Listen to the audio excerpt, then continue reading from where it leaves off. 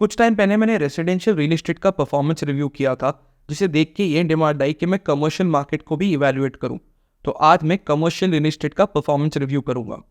Commercial property का review सिर्फ investors के लिए इंपॉर्टेंट नहीं है, बट रेसिडेंशियल प्रॉपर्टी खरीदने वाले एंड यूजर्स के लिए भी इक्वली इंपॉर्टेंट है। कमर्शियल प्रॉपर्टी की डिमांड और सप्लाई ये बताती है कि बिजनेसेस कैसे परफॉर्म कर रहे हैं, कौन सी सिटीज़ है जहाँ पे करंटली नई जॉब अपॉर्चुनिटीज़ क्रिएट हो रही हैं और फ्यूचर में कहाँ पे नई जॉब अपॉर्चुनिटीज़ क्रिएट होंगी। अगर किसी सिटी में नई अपॉर्चुनिटीज़ क्रिएट हो रही हैं तो ऑब्वियसली वहाँ पे रेसिडेंशियल प्रॉपर्टी की डिमांड भी बढ़ेगी, जिसका इम्पैक्ट प्रॉपर्टी के प्राइजेस और रेंटल्स पे आएगा। तो सिर्फ इन्वेस्टर्स के लिए नहीं, बट घर खरीदने वाले एंड यूजर्स के लिए भी इक्वली इंपॉर्टेंट है ये ट्रैक करना कि कौन सी माइक्रो मार्केट्स, कौन सी सिटीज़ ग्रो कर रही हैं ताकि वो बेटर फाइनेंशियल डिसीजन ले सकें। तो आज मैं इंडिया के 8 मेट्रो सिटीज़ में कमर्शियल प्रॉपर्टी के लास्ट क्वार्टर का और अभी तक इस साल के परफॉर्मेंस का रिव्यू करूंगा in terms of office space, retail space, new project launch and leasing, और हम ये देखेंगे कि कहाँ पे नई अपॉर्चुनिटीज़ क्रिएट हो रही हैं। Hello everyone, I am Rohan Bhardwaj and शुरू करते हैं आज का वीडियो। शुरू करते हैं कमर्शियल ऑफिस स्पेस लीजिंग से। ऑफिस लीजिंग बढ़ने का मतलब है नए ऑफिसेस खुल रहे हैं, नई जॉब अपॉर्चुनिटीज़ बन रही हैं, और जब लोग वहाँ काम करने आएंगे तो रेसिडेंशियल मार्केट भी ग्रो करेगी, both in terms of sale of new houses and demand for rental properties. तो देखते हैं कि कौन सी सिटीज़ है जहाँ पे कमर्शियल ऑफिस लीजिंग बढ़ी है।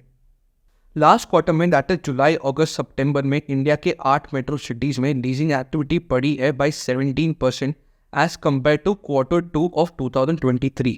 और अगर हम ईयर ऑन ईयर बेसिस पे कंपेयर करें तो लीजिंग 33% बढ़ी है as compared to Q3 of 2022। अब अगर हम सिटी वाइज डेटा देखें तो सबसे ज़्यादा लीजिंग हुई है मुंबई, बैंगलोर और हैदराबाद में, और इनका combined contribution is 60% of the total leasing done in last quarter.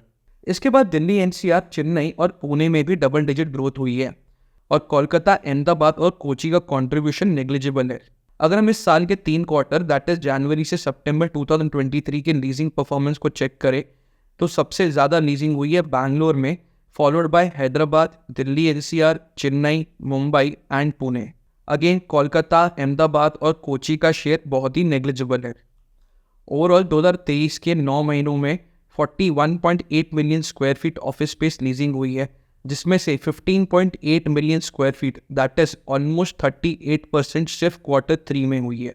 मतलब Q3 कमर्शियल ऑफिसेस के लिए बहुत ही अच्छा रहा है। लेकिन अगर हम लास्ट ईयर के फर्स्ट 9 मंथ से कंपेयर करें तो ओवरऑल लीजिंग 0.4% से कम हुई है। इसका मतलब है कि 2022 में ऑफिस स्पेस की डिमांड 2023 से ज़्यादा थी। अब इन नंबर्स का रियल वर्ल्ड में क्या मतलब है?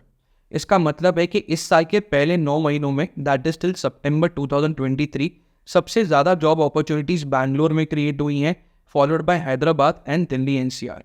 इसका इम्पैक्ट हम इन तीनों सिटीज़ के रेसिडेंशियल प्रॉपर्टी के प्राइजेस और रेंटल्स पे देख सकते हैं। इन तीनों सिटीज़ में घरों के प्राइजेस और रेंटल्स काफ़ी बढ़े हैं इस साल के अंदर। लेकिन ये तो वही करंट सिचुएशन की बात। अगर हम ये जानना चाहते हैं कि फ्यूचर में क्या होगा तो उसके लिए हमें ये देखना होगा कि नए कमर्शियल प्रोजेक्ट्स किस सिटी में लॉन्च हो रहे हैं। Q3 ऑफ 2023 में सबसे ज़्यादा नए कमर्शियल ऑफिसेज लॉन्च हुए थे बैंगलोर और हैदराबाद में। In fact 65% of the total new launches इन्हीं दोनों सिटीज़ में मिला के हुए हैं। इसके बाद पुणे और मुंबई है विद ऑलमोस्ट 10%, और बाकी सभी जगह new launches have been less than 10%। और इंटरेस्टिंगली दिल्ली, NCR में it has been the lowest. Last 9 months का डेटा देखें तो सबसे ज़्यादा नए कमर्शियल प्रोजेक्ट्स हैदराबाद और बैंगलोर में लॉन्च हुए हैं। Again 60% of the new projects इन्हीं दोनों सिटीज़ में मिला के लॉन्च हुए हैं, जो बहुत ही ऑब्वियस है क्योंकि इस साल में दोनों सिटीज़ में लीजिंग सबसे ज़्यादा हुई है, तो नए ऑफिस स्पेस की डिमांड भी बढ़ी है। Bangalore is followed by Pune with more than 12% share. Interestingly Mumbai और दिल्ली दोनों मेगा सिटीज़ में नए ऑफिस प्रोजेक्ट्स बहुत ही कम लॉन्च हुए हैं। अब इस डेटा का मतलब है कि डेवलपर्स बुलिश हैं कि अगले 2-3 सालों में बैंगलोर, हैदराबाद और पुणे में काफ़ी सारी नई कंपनीज आ सकती हैं, जो अपने साथ में काफ़ी सारी नई जॉब अपॉर्चुनिटीज़ भी ला सकती हैं, और जिसका इम्पैक्ट वहाँ पे रेसिडेंशियल रियल एस्टेट मार्केट पे आएगा, और पॉसिबल है कि वहाँ पे घरों के प्राइजेस और रेंट दोनों बढ़ सकते हैं फ्यूचर में। सेकेंड ऑब्जर्वेशन है कि मुंबई और दिल्ली में ऑफिस स्पेसेस में काफ़ी वैकेंसी होगी, इस वजह से लीजिंग बढ़ने के बावजूद नए प्रोजेक्ट लॉन्चेस लिमिटेड हुए हैं। So basically for pan India investors, Bangalore, Hyderabad and Pune can be very attractive markets to invest in both residential and commercial properties. Office space का परफॉर्मेंस ये बताता है कि एक सिटी की इकोनॉमी ओवरऑल कैसे परफॉर्म करेगी, वहाँ पे कितनी जॉब अपॉर्चुनिटीज़ क्रिएट होंगी। जबकि रिटेल स्पेस का परफॉर्मेंस एक पर्टिकुलर माइक्रो मार्केट के लिए, मतलब एक सिटी के अंदर एक पर्टिकुलर लोकेशन की ग्रोथ के लिए ज़्यादा इंपॉर्टेंट है। अब अगर हम रिटेल स्पेस की लीजिंग की बात करें तो 2023 के पहले 9 महीनों में 4.7 million square feet retail space lease हुआ है, जिसमें से 38% that is 1.8 million square feet सिर्फ Q3 में लीजिंग हुई है।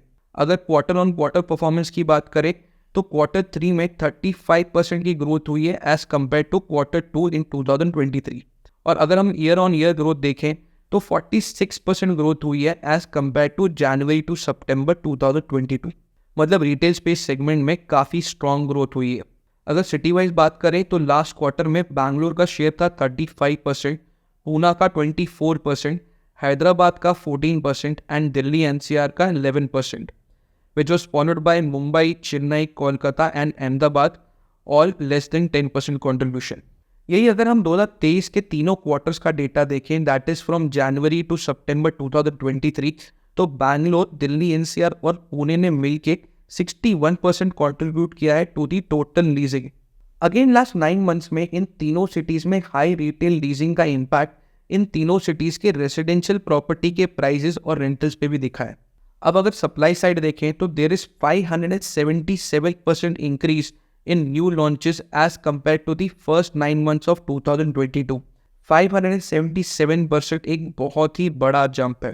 सिटी वाइज देखें तो 58% शेयर सिर्फ पुणे और दिल्ली NCR मिला के है, और इसका मेजर रीज़न है कि दोनों सिटीज़ में काफ़ी सारे नए माइक्रो मार्केट्स कंप्लीशन स्टेज पे हैं और जिसकी वजह से रिटेल स्पेस की डिमांड बढ़ रही है। टू कंक्लूड, बैंगलोर, हैदराबाद और पुणे में commercial office space is expected to perform better for next few quarters, और इसका इम्पैक्ट वहाँ पे रेजिडेंशियल रियल एस्टेट पे भी आएगा और वो भी अच्छा ग्रो कर सकती है। दिल्ली NCR और मुंबई में स्पेसिफिक माइक्रो मार्केट्स में retail can do better performance, और इन्हीं माइक्रो मार्केट्स में रेजिडेंशियल रियल एस्टेट भी अच्छा परफॉर्म कर सकती है as compared to the rest of the city. I hope आपको आज का वीडियो इंटरेस्टिंग लगा होगा। अगर पसंद आया है तो प्लीज़ इसे लाइक कीजिए, अपने फ्रेंड्स, फैमिली, कलीग्स के साथ में शेयर कीजिए, और अगर आप ऐसे ही इंडियन रियल एस्टेट पे और अपडेट्स देखना चाहते हैं तो मेरे चैनल को सब्सक्राइब कर लीजिए, क्योंकि मैं ऐसे ही इंडियन रियल एस्टेट को कवर करता रहूँगा। That's all for today, signing off. I am Mohan Bhardwaj. Take care and have fun.